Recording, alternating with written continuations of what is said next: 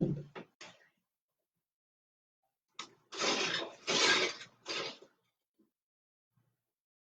to Happy Day Storytelling. We're gonna read you a story.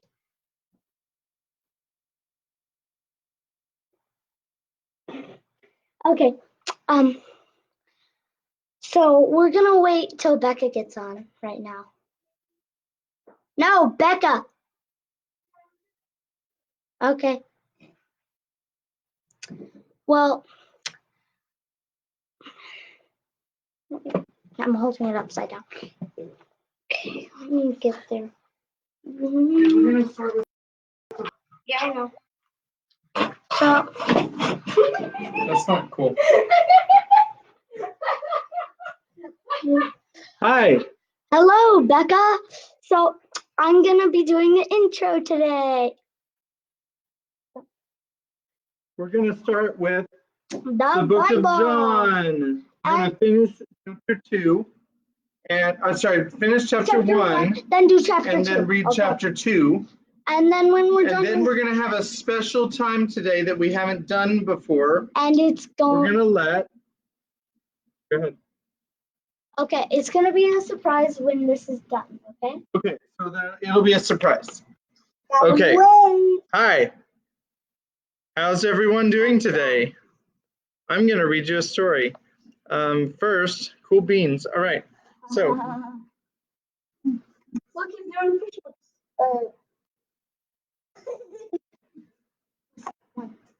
All right, so we're gonna finish John chapter 1 and read all of John chapter 2. Daniel?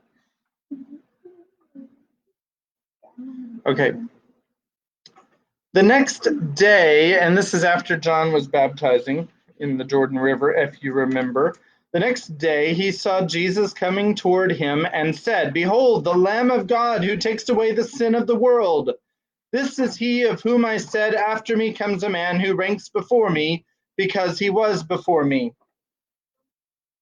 Are you done? Yes. JJ's a little exuberant today. I myself did not know him, but for this purpose I came baptizing with water, that he might be revealed to Israel. And John bore witness. I saw the Spirit descend from heaven like a dove, and it remained on him. I myself did not know him, but he who sent me to baptize with water said to me, "He on whom you see the Spirit descend and remain, this is he who baptizes with the Holy Spirit. And I have seen and have borne witness that this is the Son of God." The next day, again, John was standing with 2 of his disciples, and he looked at Jesus as he walked by and said, "Behold, the Lamb of God." The 2 disciples heard him say this, and they followed Jesus. Jesus turned and saw them following and said to them, "What are you seeking?" And they said to him, "Rabbi," which means teacher, "where are you staying?" He said to them, "Come and you will see." So they came and saw where he was staying, and they stayed with him that day, for it was about the 10th hour. One of the 2 who heard John speak and followed Jesus was Andrew, Simon Peter's brother. He first found his own brother Simon and said to him, "We have found the Messiah," which means Christ. He brought him to Jesus. Jesus looked at him and said, "You are Simon, the son of John. You shall be called Cephas," which means Peter. The next day, Jesus decided to go to Galilee. He found Philip and said to him, "Follow me." Now Philip was from Bethsaida, the city of Andrew and Peter. Philip found Nathanael and said to him, "We have found him of whom Moses in the law and also the prophets wrote, Jesus of Nazareth, the son of Joseph." Nathanael said to him, Can anything good come out of Nazareth?" Philip said to him, "Come and see." Jesus saw Nathanael coming toward him and said of him, "Behold, an Israelite indeed, in whom there is no deceit." Nathanael said to him, "How do you know me?" Jesus answered him, "Before Philip called you, when you were under the fig tree, I saw you." Nathanael answered him, "Rabbi, you are the Son of God. You are the King of Israel." Jesus answered him, "Because I said to you, I saw you under the fig tree, do you believe? you will see greater things than these. And he said to him, Truly, truly, I say to you, you will see heaven opened and the angels of God ascending and descending on the Son of Man. Chapter 2. On the third day there was a wedding at Cana in Galilee, and the mother of Jesus was there. Jesus also invited to the wedding with his was also Jesus also was invited to the wedding with his disciples. When the wine ran out, the mother of Jesus said to him, They have no wine. And Jesus said to her, Woman, what does this have to do with me? My hour has not yet come. His mother said to the servants, Do whatever he tells you. Now there were 6 stone water jars there for the Jewish rites of purification, each holding 20 or 30 gallons. Jesus said to the servants, Fill the jars with water. And they filled them up to the brim. And he said to them, Now draw some out and take it to the master of the feast. So they took it. And when the master of the feast tasted the water, now become wine, and did not know where it came from, though the servants who had drawn the water knew, the master of the feast called the bridegroom and said to him, Everyone serves the good wine first, and when the people have drunk freely, then the poor wine. But you have kept the good wine until now. This is the first of his signs Jesus did at Cana in Galilee and manifested his glory, and his disciples believed in him. After this, he went down to Capernaum with his mother and his brothers and his disciples, and they stayed there for a few days. The Passover of the Jews was at hand, and Jesus went up to Jerusalem. In the temple, he found those who were selling oxen and sheep and pigeons, and the money changers sitting there. And making a whip of cords, he drove them all out of the temple with the sheep and oxen. And he poured out the coins of the money changers and overturned their tables. And he told those who sold the pigeons, Take these things away. Do not make my Father's house a house of trade. His disciples remembered that it was written, Zeal for your house will consume me. So the Jews said to him, What sign do you show us for doing these things? Jesus answered them, Destroy this temple, and in 3 days I will raise it up. The Jews then said, It has taken 46 years to build this temple, and will you raise it in 3 days? But he was speaking about the temple of his body. When therefore he was raised from the dead, his disciples remembered that he had said this, and they believed the scripture and the word that Jesus had spoken. Now when he was in Jerusalem at the Passover feast, many believed in the name when they saw the signs that he was doing. But Jesus, on his part, did not entrust himself to them, because he knew all people and needed no one to bear witness about man, for he himself knew what was in man. And we will begin chapter 3 tomorrow on the 3rd of May. So I hope you enjoyed the end of chapter 1 and the beginning of chapter 2. And now we are caught up in the month of May. So from now on, we will read whatever chapter the date is until we run out of chapters in the book of John. I hope you're going to enjoy this. I know it's a great book and it's going to be great. So at this time, we have a special guest star this evening who is going to be assisting the storytelling this evening. So without further ado, I am going to turn it over to JJ. Okay, so we are not going to be reading this today, actually, Rebecca. Excellent. No? Yeah, after you're done. Yeah, after I'm done reading. But I'm not going to be reading this today. After I'm done reading one chapter of the book I'm reading, we will be reading this, but we will be reading Magic Treehouse, Pirates Past Noon. I know it's not the first book, it's the 4th, but we could not find the 1st, 2nd, or 3rd. This is the closest one we could find, so yeah. We literally looked my entire room. So, need to find chapter. Okay, chapter 1, Too Late. Jack started out in his bedroom window. The rain kept falling and falling. The TV said it would stop by noon, said The TV said it would stop by noon, said Annie. His 7-year-old sister. It's already past noon, said Jack. But we have to go to the treehouse, said Annie. I have a feeling the M person will be there today. Jack pushed his glasses into place and took a deep breath. He wasn't sure if he was ready to meet the M person yet. The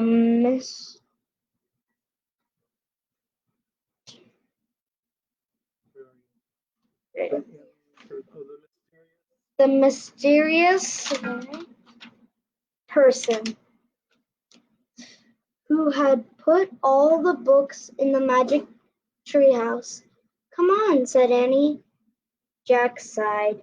Okay, he said. You get your raincoats and boots. I'll get the mud.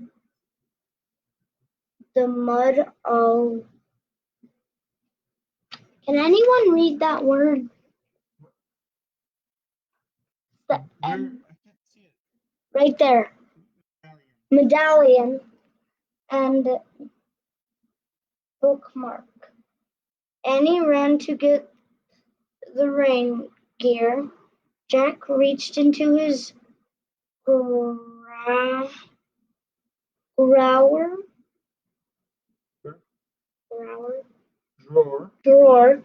He took out a medallion. The medallion. It was gold. The letter M was engraved on it. Then he took out the bookmark. It was made of blue leather. It had the same M on it. Both M's matched the M that was on the floor from the treehouse. Jack put the medallion and bookmark into his backpack. Then he threw in the notebook and pencil. Jack liked to take notes about important things. We got some M&Ms. Look.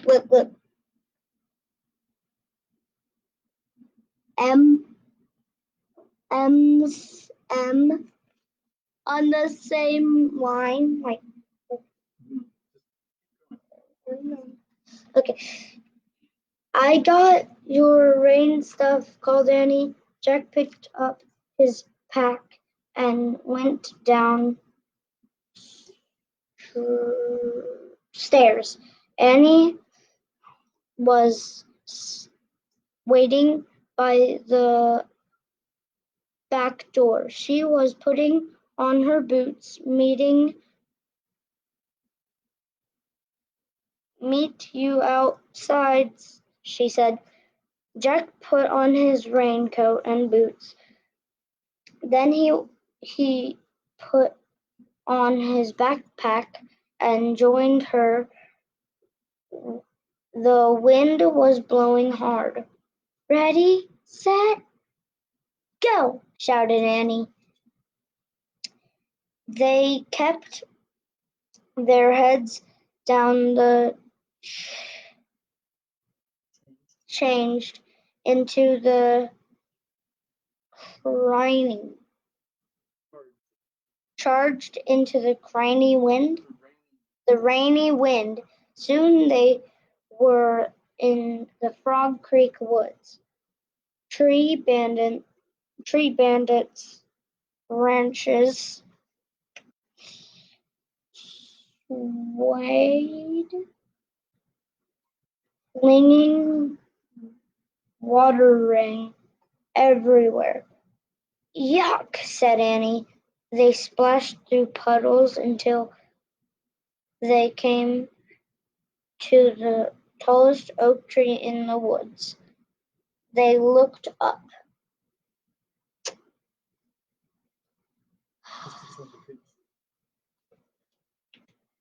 Becca said, "Hi, Daniel." Yeah, okay.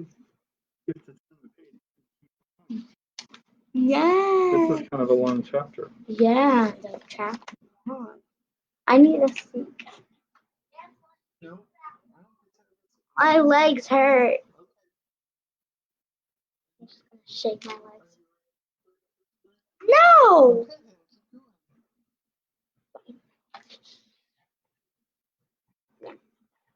Okay.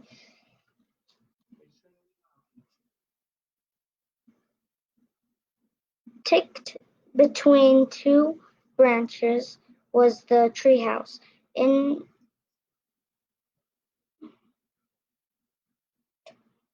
Tucked between two branches was the treehouse. It looked dark and lonely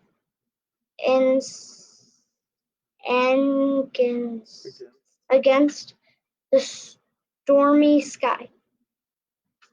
Hanging from the treehouse was a rope ladder. It was blowing in the wind. Jack thought of all the books up there. He hoped they weren't getting wet. The M person's been there, said Annie. Tell. Well, Jack counted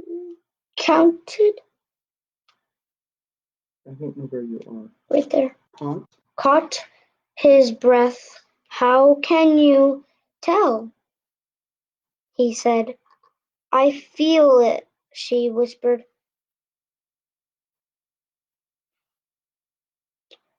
She grabbed the rope ladder and started up. Jack followed. Inside the treehouse, it was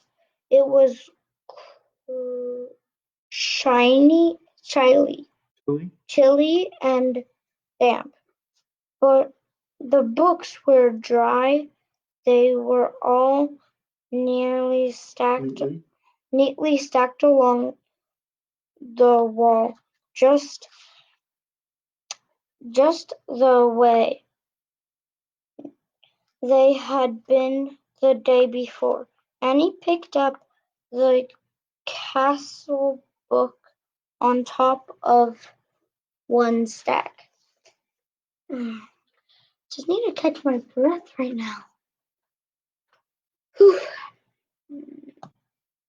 You want me to finish the chapter for you? How long is this chapter? Okay. So, I am not almost done. You can do some. Yeah, I'll do some more tomorrow. I'll just put a bookmark in it. Unless Becca wants me to keep going. Thank you, Jonathan, for reading today, she said. Wow, that's really good. Becca, do you want me to keep going or stop? Or we can start reading it.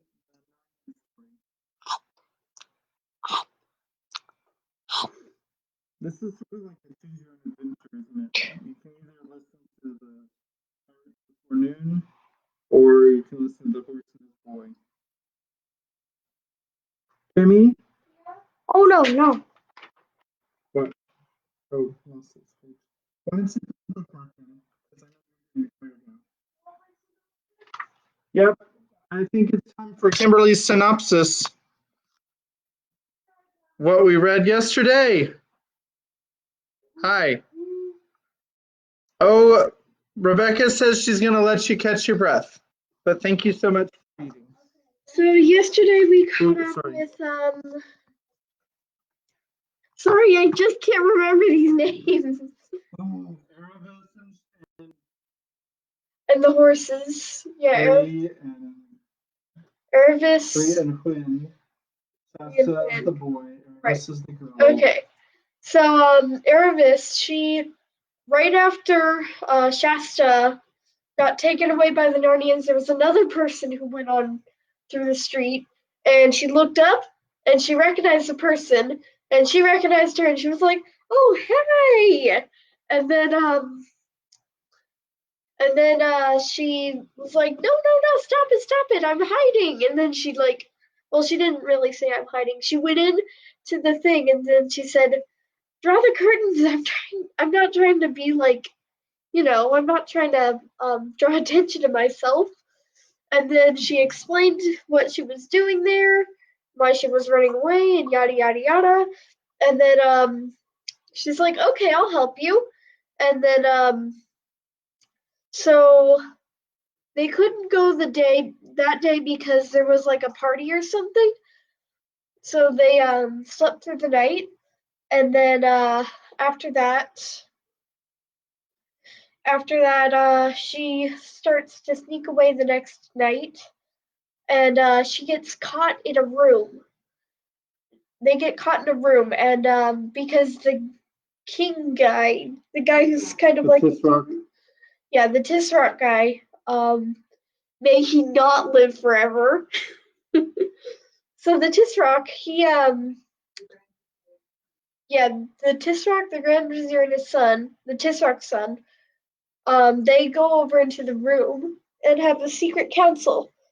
And the girls, they just so happen to get caught in the same room at the same time, and they're hiding in a similar area, and they hear exactly what they're saying.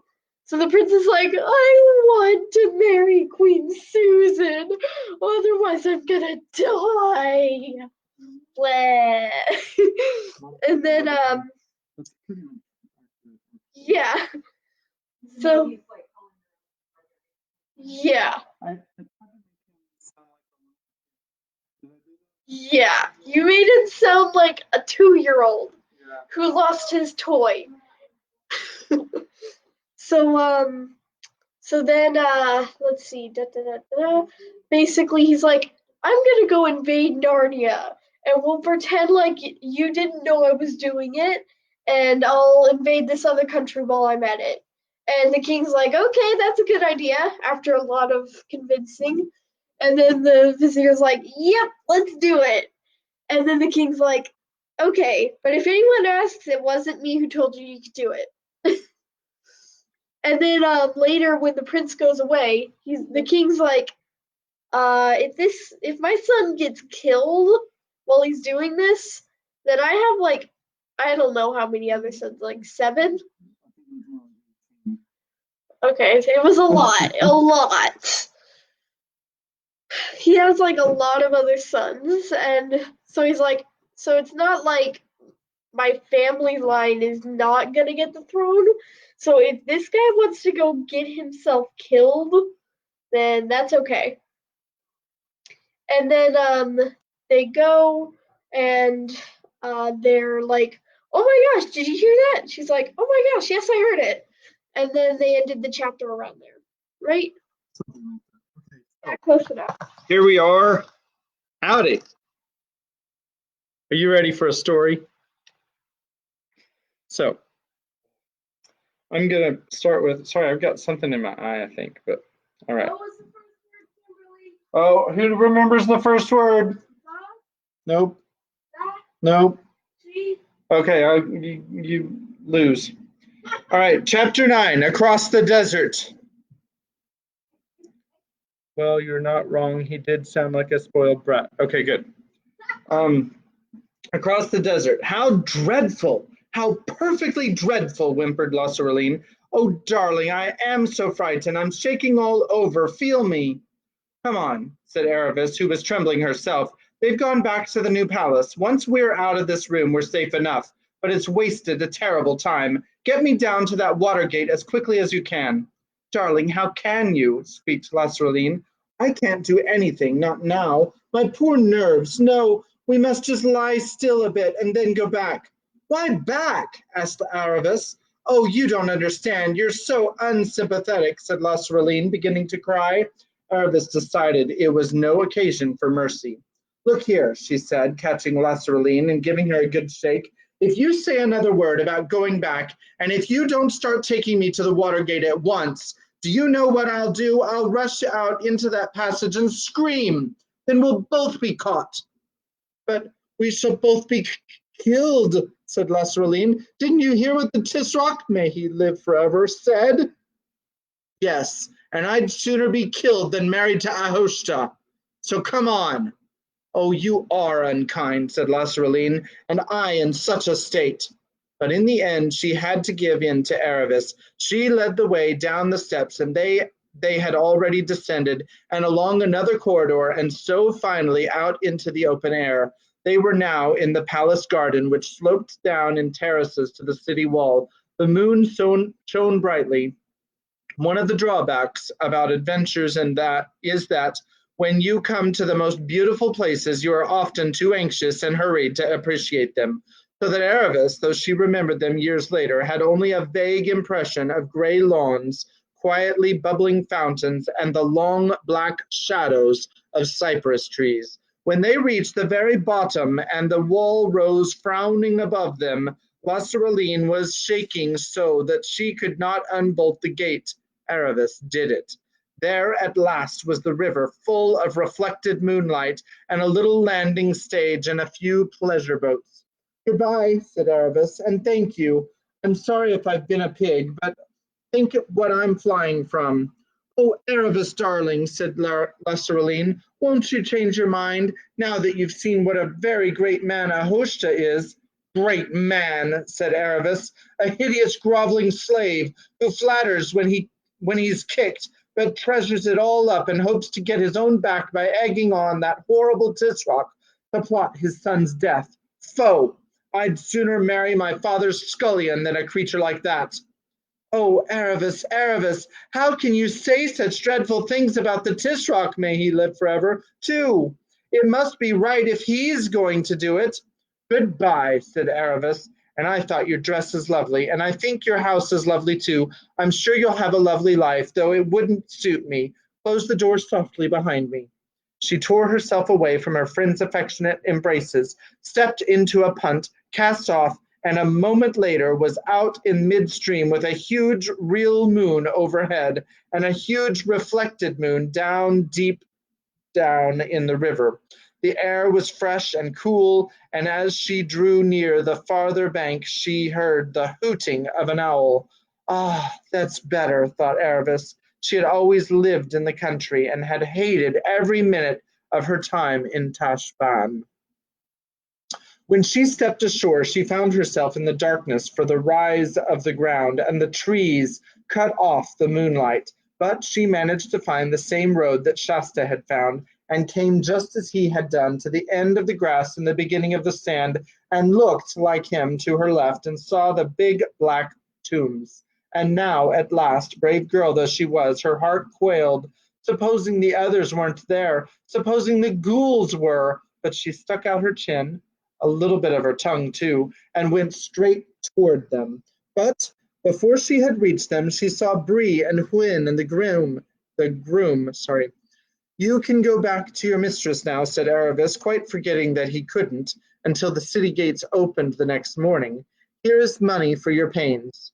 To hear is to obey, said the groom, and at once set off at a remarkable speed in the direction of the city. There was no need to tell him to make haste. He also had been thinking a good deal about the ghouls. For the next few seconds, Aravis was busy kissing the noses and patting the necks of Hwin and Bree, just as if they were quite ordinary horses. And here comes Shasta, thanks be to the lion, said Bree. Aravis looked round, and there, right enough, was Shasta, who had come out of hiding the moment he saw the groom going away. And now, said Aravis, there's not a moment to lose, and in hasty words she told them about Ramadash's expedition. Treacherous hounds, said Bree, shaking his mane and stamping his hoof.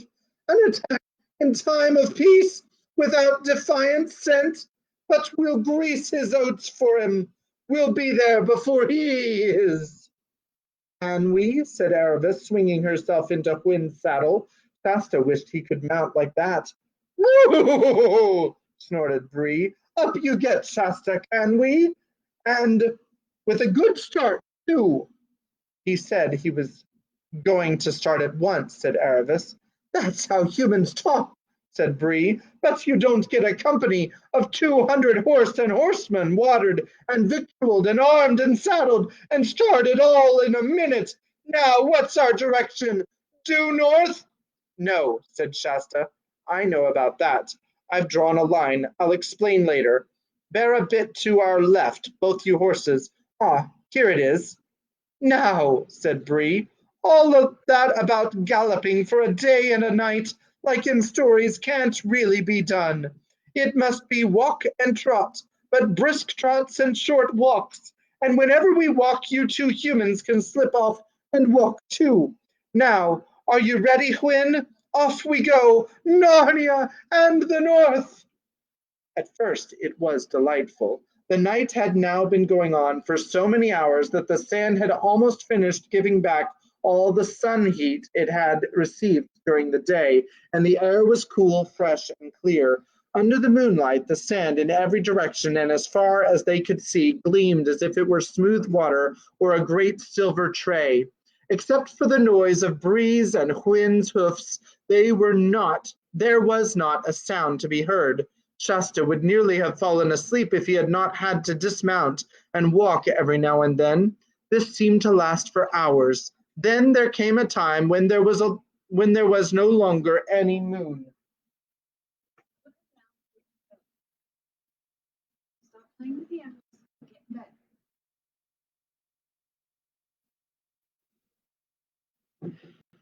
They seemed to ride in the dead darkness for hours and hours, and after that there came a moment when Shasta noticed that he could see Bree's neck and head in front of him a little more clearly than before, and slowly, very slowly, he began to notice the vast gray flatness on every side. It looked absolutely dead, like something in a dead world, and Shasta felt quite terribly tired and noticed that he was getting cold and that his lips were dry. And all the time the squeak of the leather, the jingle of the bits, and the noise of the hoofs, not proppity, as it would be on a hard road, but thubbity on the dry sand. At last, after hours of riding, far away on his right, there came a single long streak of paler gray, low down on the horizon, then a streak of red. It was the morning at last, but without a single bird to sing about it. He was glad of the walking bits now, for he was colder than ever. Then suddenly the sun rose and everything changed in a moment. The gray sand turned yellow and twinkled as if it was strewn with diamonds. On the left, the shadows of Shasta and Hwin and Bree and Erebus, enormously long, raced beside them. The double peak of Mount Pyre far ahead flashed in the sunlight, and Shasta saw they were a little out of the course. A bit left, he sang. Best of all, when you looked back, Tashbaan was already small and remote. The tombs were quite invisible, swallowed up in that single jagged-edged hump which was the city of Tisroc. Everyone felt better, but not for long. Though Tashbaan looked very far away when they first saw it, it refused to look any further away as they went on. Shasta gave up looking back at it, for it only gave him the feeling that they were not moving at all.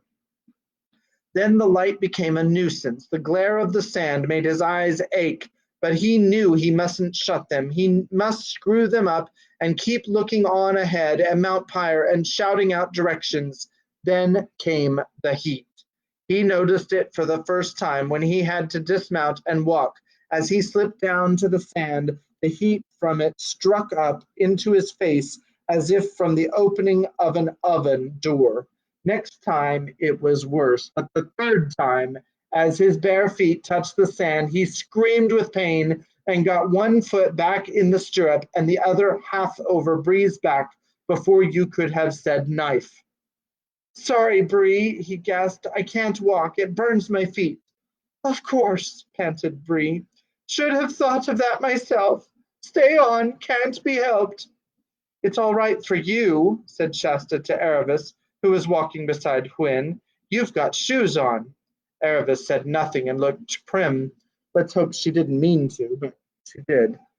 On again, trot and walk and trot, jingle, jingle, jingle, squeak, squeak, squeak. smell of hot horse, smell of hot self, blinding glare, headache, and nothing at all different for mile after mile. Tashbaan would never look any further away. The mountains would never look any nearer. You felt this had been going on for always. Jingle, jingle, jingle, squeak, squeak, squeak, smell of hot horse, smell of hot self. Of course, one tried all sorts of games with oneself to try to make the time pass, and of course they were all no good. And one tried very hard not to think of drinks, ice sherbet in a palace of Tashbaan, clear spring water tinkling with a dark, earthy sound, cold, smooth milk, just creamy enough and not too creamy, and the harder you tried not to think, the more you thought. At last there was something different. A mass of rock sticking up out of the sand about 50 yards long and 30 feet high. It did not cast much shadow, for the sun was now very high, but it cast a little. Into that shade they crowded. There they ate some food and drank a little water. It was not easy giving a horse a drink out of a skin bottle, but Bree and Hwin were clever with their lips. No one had anything like enough. No one spoke. The horses were flecked with foam, and their breathing was noisy. The children were pale. After a very short rest, they went on again, same noises, same smells, same glare, till at last their shadows began to fall on their right, and then got longer and longer, till they seemed to stretch out to the eastern end of the world. Very slowly the sun drew nearer to the western horizon, and now at last he was down, and thank goodness the merciless glare was gone, though the heat coming up from the sand was still as bad as ever. 4 pairs of eyes were looking out eagerly for any sign of the valley that Salopad the raven had spoken about, but mile after mile there was nothing but level sand. And now the day was quite definitely done, and most of the stars were out, and still the horses thundered on, and the children rose and sank in their saddles, miserable with thirst and weariness. Not till the moon had risen did Shasta, in the strange barking voice of someone whose mouth is perfectly dry, shout out, "There it is!" There was no mistaking it now. Ahead and a little to their right, there was at last a slope downward, and hummocks of rock on each side. The horses were far too tired to speak, but they swung round toward it, and in a minute or two they were entering the gully. At first it was worse in there than it had been in the open desert, but there was a breathless stiffiness between the rocky walls, and less moonlight. The slope continued steeply downward, and the rocks on either hand rose to the heights of cliffs. Then they began to meet vegetation, prickly cactus-like plants and coarse grass of the kind that would prick your fingers. Soon the horse hoofs were falling on pebbles and stones instead of sand. Round every bend of the valley, and it had many bends, they looked eagerly for water. The horses were nearly at the end of their strength now, and Hwin, stumbling and panting, was lagging behind Bree. They were almost in despair before at last they came to a little muddiness and a tiny trickle of water through softer and better grass. And the trickle became a brook, and the brook became a stream with bushes on each side, and the stream became a river. And there came, after more disappointments than I can possibly describe, a moment when Shasta, who had been in a kind of daze, suddenly realized that Bree had stopped and found himself slipping off. Before them, a little cataract of water poured into a broad pool, and both of the horses were already in their pool with their heads down, drinking, drinking, drinking. "Oh," said Shasta, and plunged in. It was about up to his knees, and stooped his head right into the cataract. It was perhaps the loveliest moment in his life. Here's a picture of them going into the, I missed this, by the way. That's them going into the gully or whatever it is. It was about 10 minutes later when all 4 of them, the 2 children wet nearly all over, came out and began to notice their surroundings. The moon was now high enough to peep down into the valley. There was soft grass on both sides of the river, and beyond the grass, trees and bushes sloped up to the bases of the cliffs. There must have been some wonderful flowering shrubs hidden in the shadowy undergrowth, for the whole glade was full of the coolest and most delicious smells. Excuse me. And out of the darkest recess among the trees there came a sound Shasta had never heard before, a nightingale. I'm going to show you. This is a picture of them taking their little water stop. There we go. Everyone was much too tired to speak or eat. The horses, without waiting to be unsaddled, lay down at once. So did Aravis and Shasta. About 10 minutes later, the careful Hwin said, "But we mustn't go to sleep. We've got to keep ahead of Rabadash." "No," said Bree very slowly. "Mustn't go to sleep. Just a little rest."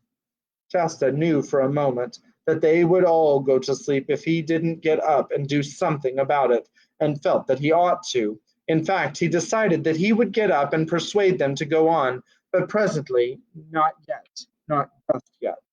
Very soon the moon shone and the nightingale sang over 2 horses and 2 human children, all fast asleep. It was Aravis who awoke first. The sun was already high in the heavens and the cool morning hours were already wasted. "It's my fault," she said to herself furiously as she jumped up and began rousing the others. "One wouldn't expect horses to keep awake after a day's work like that, even if they can talk. And of course that boy wouldn't. He's had no decent training, but I ought to have known better." The others were dazed and stupid with the heaviness of their sleep. "Hey ho, hey broo," said Bree. "Been sleeping in my saddle, eh? I'll never do that again. Most uncomfortable." "Oh, come on," said Aravis. "We've lost half the morning already. There isn't a moment to spare." "A fellow's got to have a mouthful of grass," said Bree. "I'm afraid we can't wait," said Aravis. "What's the terrible hurry?" said Bree. "We've crossed the desert, haven't we?" "But we're not in Archenland yet," said Aravis. "And we've got to get there before Rabadash." "Oh, we must be miles ahead of him," said Bree. "Haven't we been coming a shorter way? Didn't that raven friend of yours say this was a shortcut, Shasta?" "He didn't say anything about shorter," answered Shasta.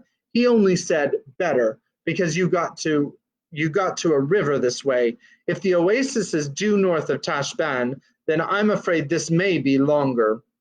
"Well, I can't go on without a snack," said Bree. "Take my bridle off, Shasta." "Please," said Hwin very shyly. "I feel just like Bree that I can't go on, but when horses have humans with spurs and things on their backs, aren't they often made to go on when they're feeling like this, and then they find they can? I mean, oughtn't we to be able to do more even now that we're free? It's all for Narnia." "I think, ma'am," said Bree very crushingly, "that I know a little more about campaigns and forced marches and what a horse can stand than you do."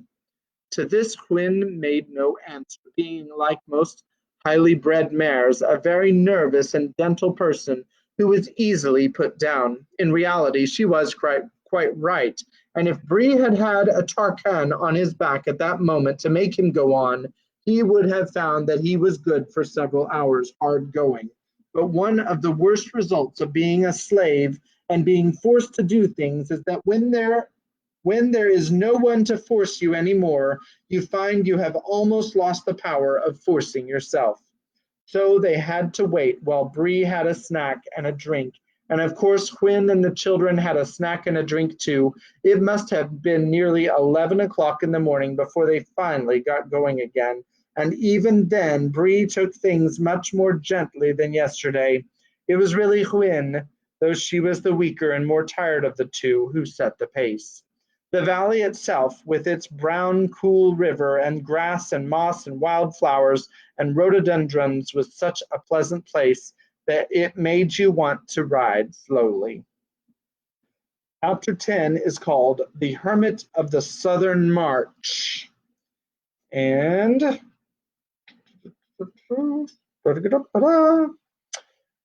after they had ridden for several hours down the river, it widened out and they could see what was ahead of them.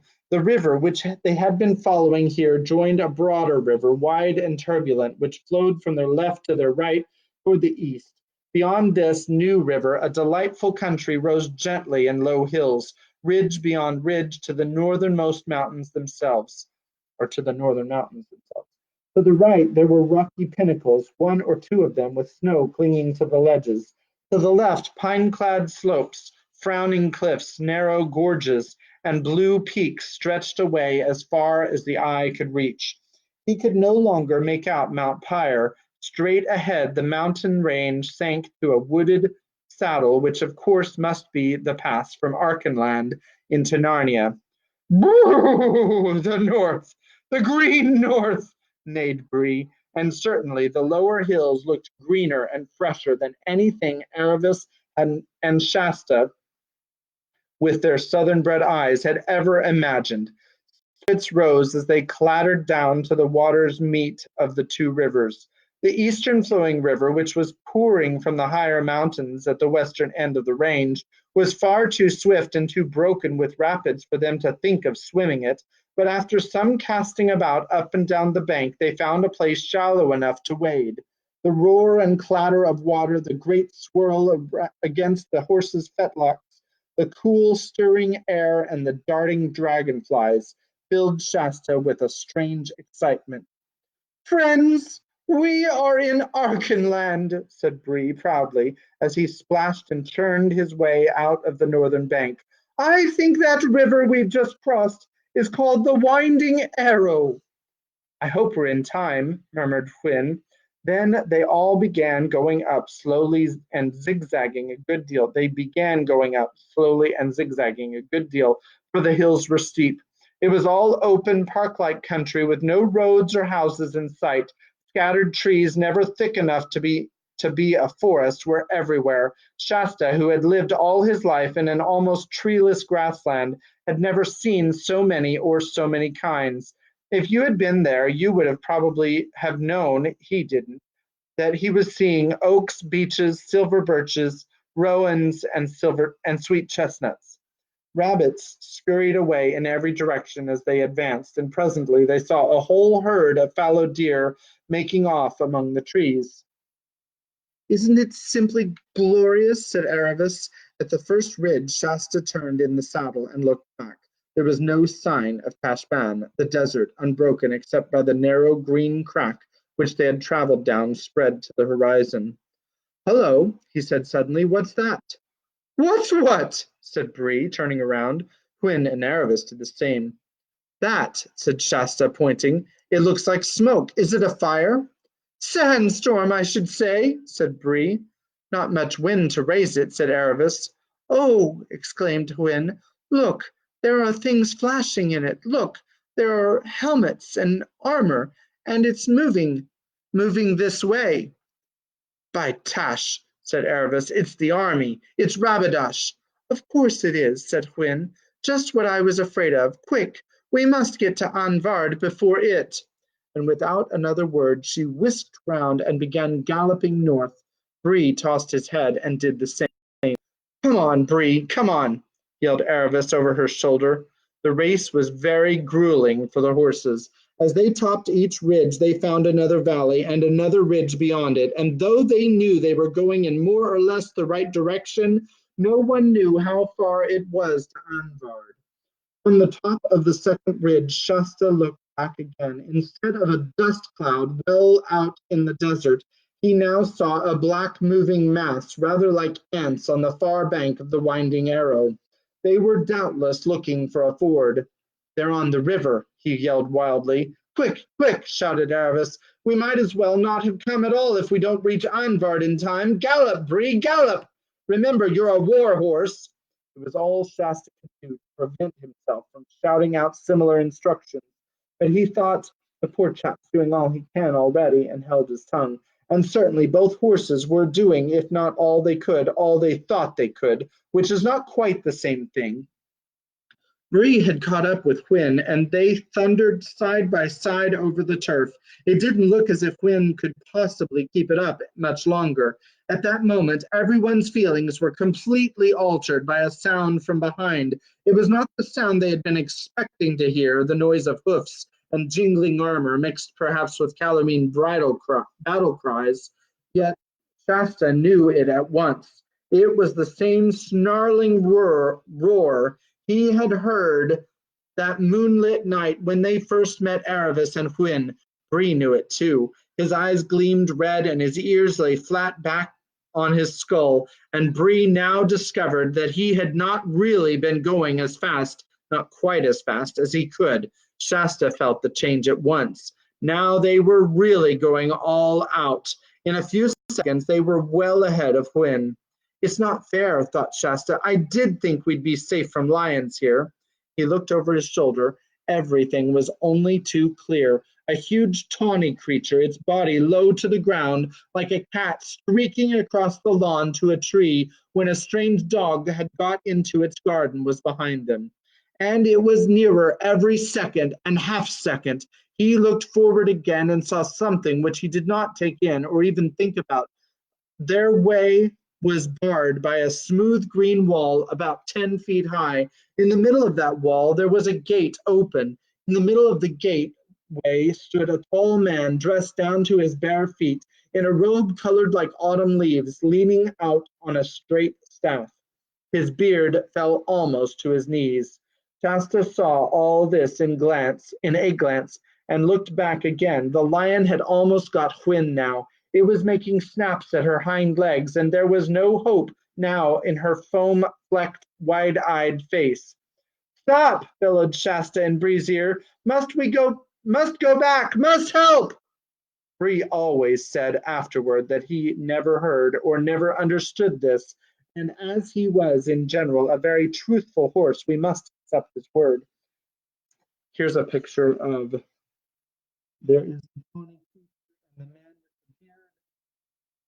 A double page picture there, and they are being faced. It is dangerous. I think that lion might get the best of them. I think this story is almost over. Shasta slipped his feet out of the stirrups, slid both his legs over the left side, hesitated for one hideous hundredth of a second, and jumped. It hurt horribly and nearly winded him, but before I turned 2 pages. Before he knew how it hurt him, he was staggering back to help Aravis. He had never done anything like this in his life before and hardly knew why he was doing it now. One of the most terrible noises in the world, a horse's scream, broke from Hwin's lips. Aravis was stooping low over Hwin's neck and seemed to be trying to draw her sword, and now all three, Aravis, Hwin, and the lion, were almost on top of Shasta. Before they reached him, the lion rose on its hind legs, larger than you would have believed a lion could be, and jabbed at Aravis with its right paw. Shasta could see all the terrible claws extended. Aravis screamed and reeled in the saddle. The lion was tearing her shoulders. Shasta, half mad with horror, managed to lurch toward the brute. He had no weapon, not even a stick or a stone. He shouted out idiotically at the lion as one would at a dog, "Go home! Go home!" For a fraction of a second, he was staring right into the wide-open, raging mouth. Then, to his utter astonishment, the lion, still on its hind legs, checked itself suddenly, turned head over heels, picked itself up, and rushed away. Shasta did not for a moment suppose it had gone for good. He turned and raced for the gate in the green wall which, now for the first time, he remembered seeing. Hwin, stumbling and nearly fainting, was just entering the gate. Aravis still kept her seat, but her back was covered with blood. Come in, my daughter, come in, the robed and bearded man was saying, and then, "Come in, my son," as Shasta panted up to him. He heard the gate closed behind him, and the bearded stranger was already helping Aravis off her horse. They were in a wide and perfectly circular enclosure protected by a high wall of green turf. A pool of perfectly still water so full that the water was almost exactly level with the ground lay before him.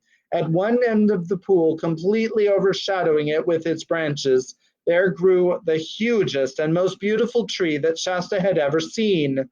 Beyond the pool was a little low house of stone, roofed with deep and ancient thatch.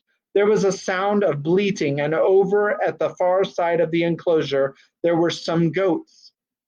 The level ground was completely covered with the finest grass.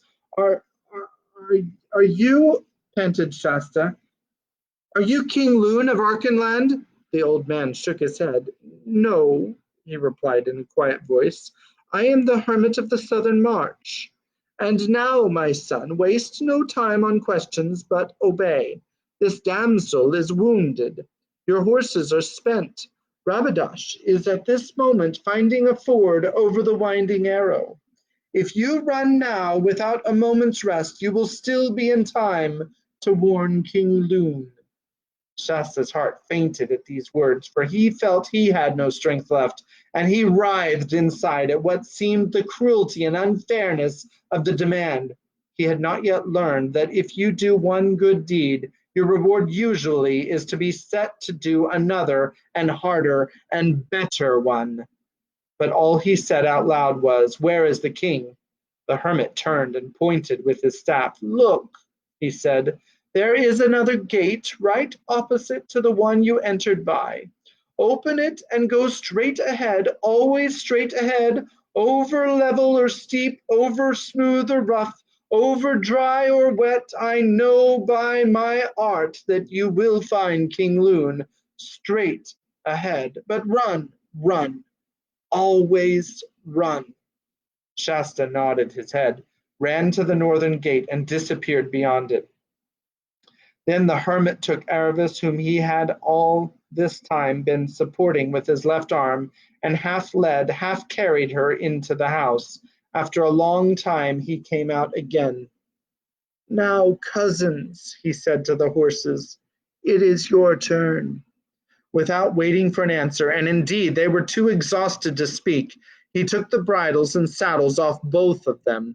Then he rubbed them both down so well that a groom in the king's stable could not have done it better.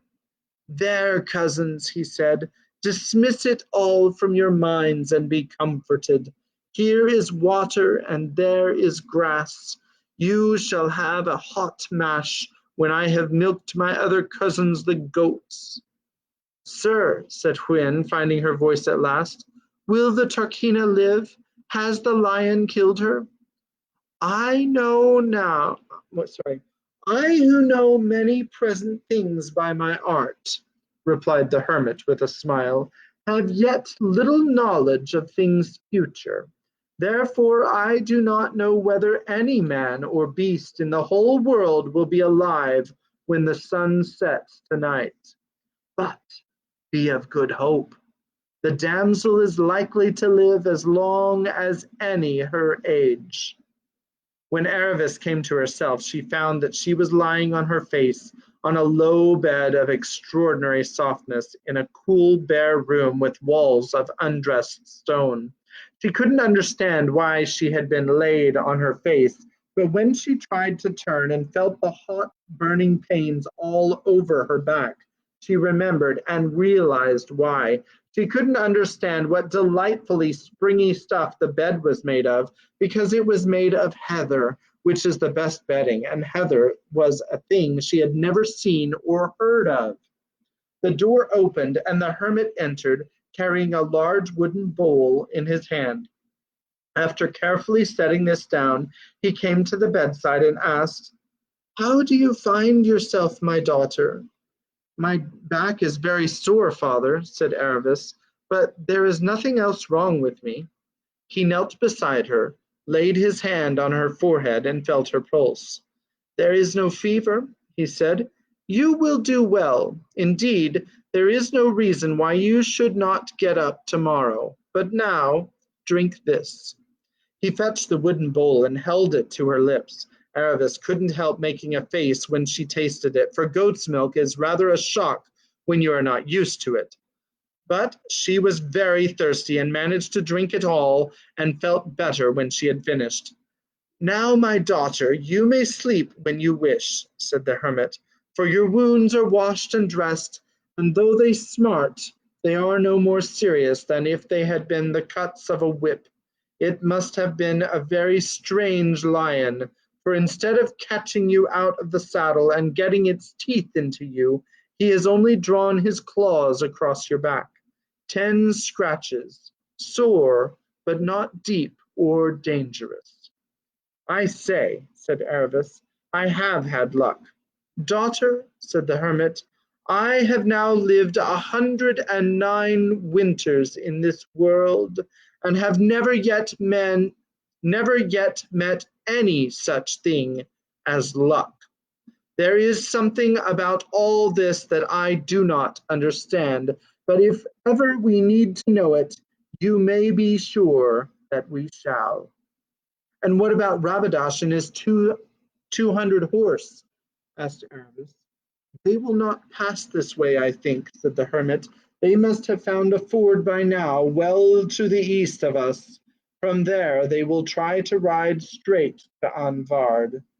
"Poor Shasta," said Aravis. "Has he far to go? Will he get there first?" "There is good hope for it," said the old man.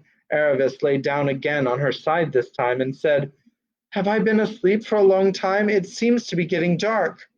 The hermit was looking out of the only window which faced north. "This is not the darkness of night," he said presently. "The clouds are falling down from Stormness Head. Our foul weather always comes from there in these parts.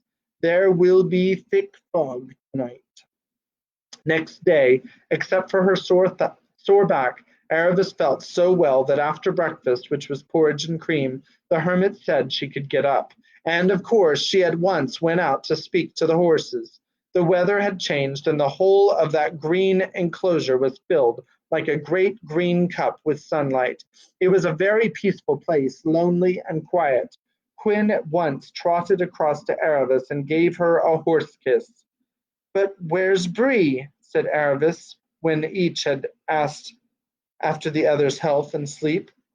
"Over there," said Quinn, pointing with her nose to the far side of the circle, "and I wish you'd come and talk to him. There's something wrong. I can't get a word out of him." They strolled across and found Bree lying with his face toward the wall, and though he must have heard them coming, he never turned his head or spoke a word. "Good morning, Bree," said Aravis. "How are you this morning?" Bree muttered something that no one could hear. "The hermit says Shasta probably got to King Lune in time," continued Aravis, "so it looks as if all our troubles are over. Narnia at last, Bree." "I shall never see Narnia," said Bree in a low voice. "Aren't you well, Bree dear?" said Aravis. Bree turned round at last, his face mournful as only a horse's can be. "I shall go back to Kellerman," he said. "What?" said Aravis. "Back to slavery?" "Yes," said Bree. "Slavery is all that I'm fit for. How can I ever show my face among the free horses of Narnia, I who left a mare and a girl and a boy to be eaten by lions, while I galloped all I could to save my own wretched skin?" "We all ran as hard as we could," said Quinn. "Shasta didn't," snorted Bree. "At least he ran in the right direction, ran back, and that is what shames me most of all. I, who called myself a war horse and boasted of 100 fights, to be beaten by a little human boy, a child, a mere fool, who had never held a sword nor had any good nurture or example in his life." "I know," said Aravis. "I felt just the same. Shasta was marvelous. I'm just as bad as you, Bree. I've been snubbing him and looking down on him ever since you met us, and now he turns out to be the best of us all. But I think it would be better to stay and say we're sorry than go back to Kellerman." "It's all very well for you," said Bree. "You haven't disgraced yourself. But I've lost everything." My good horse, said the hermit, who had approached them unnoticed, because his bare feet made so little noise on that sweet dewy grass. My good horse, you've lost nothing but your self-conceit. No, no, cousin, don't put back your ears and shake your mane at me. If you are really so humbled as you sounded a minute ago, you must learn to listen to sense. You are not quite the great horse you have come to think from living among poor, dumb horses. Of course you are braver and cleverer than them. You could hardly help being that. It doesn't follow that you'll be anyone very special in Narnia, but as long as you know you're nobody very special, you'll be a very decent sort of horse, on the whole, and taking one thing with another. And now, if you and my other four-footed cousin will come round the kitchen door, we'll see about the other half of that mash. Chapter 11 is called The Unwelcome Fellow Traveler, and the first word is when. And it is kind of long, so 15 pages.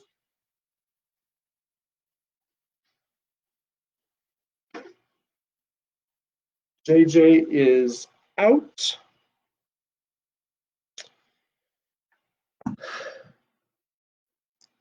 Which I just want to take this opportunity to remind everyone that when I first started reading to you guys, the very first series that I read was the Chronicles of Narnia, and I don't remember which order we read them in. I kind of suspect we might have read them in the other order, the published order, beginning with The Magician's Nephew. And